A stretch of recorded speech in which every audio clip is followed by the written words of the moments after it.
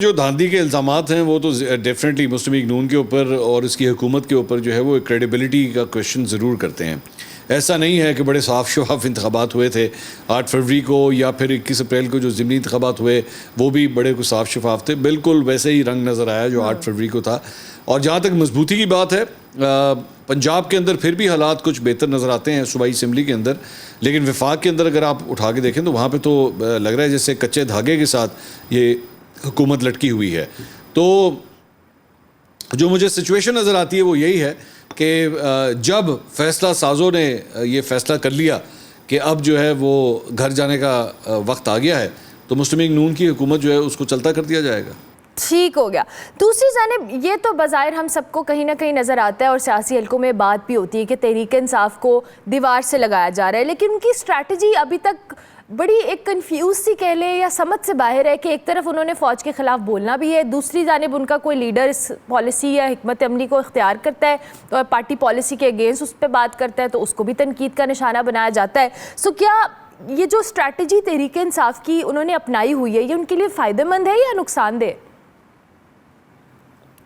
देखिए, ये बेसिकली मेरे ख्याल में तो एक किस्म का मरीम नवाज़ फार्मूला है। मैं तो इसको इसी तरह इवेल्युएट करता हूँ कि मरीम नवाज़ भी जो है वो मज़ामत करती थी, लेकिन वहाँ पे फ़र्क सिर्फ ये था कि शहबाज शरीफ मौजूद थे मफामत करने के लिए। यहाँ पे उस दर्जे का, उस पाए का लीडर जो है कि दो लोग एक जैसे ही हों लेकिन डिफरेंट पॉइंट ऑफ व्यूज़ रखें, मुझे लगता था कि वो एक डिलिबरेट तरीक़ाकार था कि वो उसका फ़ायदा हुआ। अल्टीमेटली दोनों ने एक दूसरे को जो है सपोर्ट किया। मरीम नवाज़ अगर मज़ामत करती थी तो शहबाज शरीफ जो है वो मुज़ाकरात करने के लिए ओपन होते थे। यहाँ पे सूरत हाल जो है ना वो डिफरेंट है कि यहाँ पे अगर कोई मुज़ाकरात करेगा तो कौन करेगा। मुझे लगता है कि अली अमीन गंडापुर जो हैं वो मफाहमत के लिए उनको डिप्यूट किया जाएगा या वो इस्टेब्लिशमेंट के साथ मिलके जो है वो कोई बातचीत का दरवाज़ा खुलेगा, क्योंकि जाहिर बात है वो एक सीनियर पोजीशन के ऊपर मौजूद हैं। इमरान खान साहब जेल के अंदर से बैठ के सख्त बयान देते रहें, लेकिन अली अमीन गंडापुर अगर सॉफ्ट बयान दे रहे हैं और उसकी वजह से तो थोड़ी सी तब्दीलियाँ आई भी हैं। अगर आप पूरे स्पेक्ट्रम के ऊपर उठा के देखें, चंद पाकिस्तान तहरीक इंसाफ के लोगों के नाम जो है ECL से हटा दिए गए हैं। अभी रिसेंटली 2 लोग जिनको असेंबली सेशन से जो है वो सस्पेंड किया गया था, उनकी भी इसी तरह वापसी हो गई है। सो इसलिए जो थोड़ी बहुत ठंडी हवाएं जो है वो पाकिस्तान तहरीक इंसाफ के लिए चलना शुरू हो गई हैं। ठंडी हवाएं चलना शुरू हो गई हैं, ठीक है। ये जो अभी मैं जिस स्ट्रैटेजी या हिकमत अमली की तहरीक इंसाफ के हवाले से बात करी थी, आपके ख्याल में ये जो अभी सिचुएशन हमें बज़ाहिर तहरीक इंसाफ की नज़र आ रही है, इससे बाहर निकलने के लिए इन्हें क्या करना पड़ेगा? और जो गलतियाँ इस वक्त तहरीक इंसाफ की जो ओवरऑल पार्टी के हवाले से कहें या इंडिविजुअल किसी पर्सन के हवाले से कहें जो वो कर रहे हैं, क्या ऐसी चीज़ें जो अवॉइड करना पड़ेगी तहरीक इंसाफ को?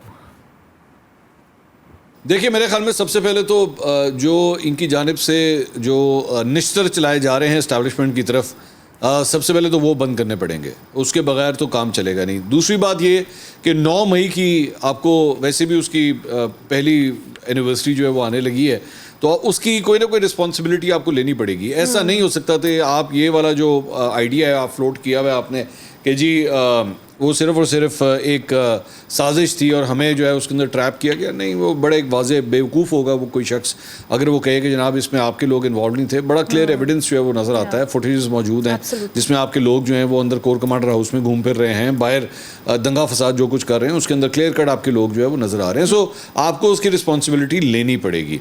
और ये जो जिस तरह भी शेर अफजल मरवत टाइप कैरेक्टर्स जो आपने जिन्होंने कह दिया कि जनाब सऊदी अरब भी बीच में इन्वॉल्व था, इस किस्म के लोगों को जो है वो आपको बैक सीट्स के ऊपर जाकर बिठाना पड़ेगा। आपने उनको जो फ्रंट पोजीशंस दी हुई हैं उसके साथ बात नहीं चलेगी। ये सिस्टम अगर चलाना है, जो मौजूदा सिस्टम मौजूद है, अगर इसको चलाना है तो आपको भी इस सिस्टम के अंदर आके बैठना पड़ेगा। ये जो आपने आदत बनाई हुई है ना कि जी आप इस्तीफे दे देते हैं और इस्तीफे दे के छोड़ छाड़ के चले जाते हैं, इसमें से आपको निकलना पड़ेगा। You have to give a signal कि आप सिस्टम को और सिस्टम आपको एक्सेप्ट करे, तब ये कहानी आगे चलेगी।